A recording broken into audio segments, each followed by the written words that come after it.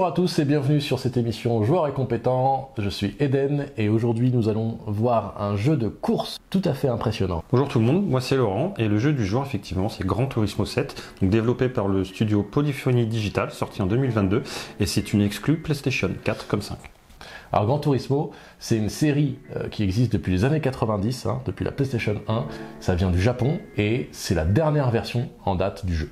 Gran Turismo 7, c'est un jeu de simulation de course. On peut conduire une gamme extrêmement variée de voitures sur de nombreux circuits, aussi bien réels que fictifs. Et le jeu offre une expérience de conduite vraiment extrêmement réaliste.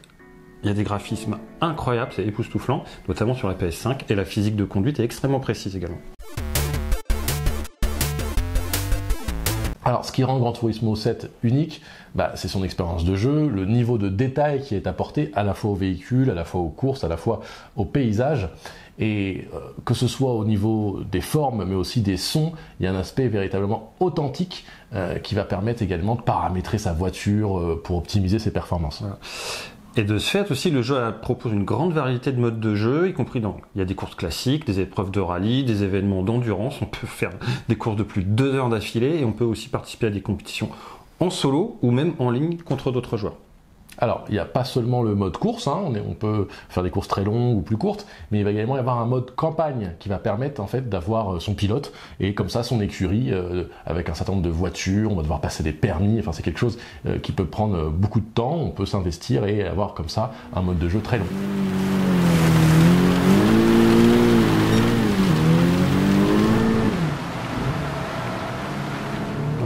Et alors, le mode multijoueur, lui, il est particulièrement sympa aussi parce qu'on a des courses en ligne incroyablement compétitives, des événements spéciaux organisés régulièrement. Il y a une vraie communauté autour de ce jeu, une vraie communauté de passionnés de course automobile. Alors, quelles compétences allons-nous pouvoir développer et mobiliser avec Gran Turismo 7 ?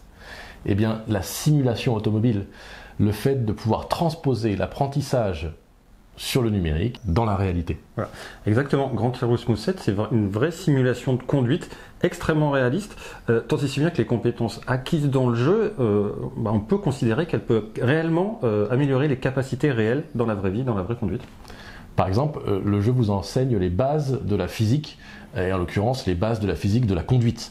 Il y a même également les bases de la mécanique. Donc vous pouvez apprendre à anticiper des virages, vous pouvez apprendre à customiser votre voiture, le moteur, etc., à gérer la traction et à comprendre l'importance des points de freinage, par exemple, et des accélérations qui permettent de bien contrôler son véhicule.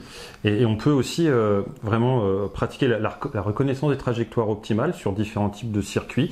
On peut expérimenter avec toutes ces lignes de course idéal avec la ligne qui est tracée sur le circuit, puis essayer de comprendre comment à la fois maximiser la vitesse et minimiser les risques.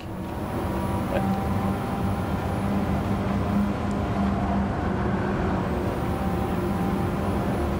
Alors, Gran Turismo 7, ça offre aussi des séances de formation à part entière, c'est-à-dire qu'il y a la possibilité de passer des permis.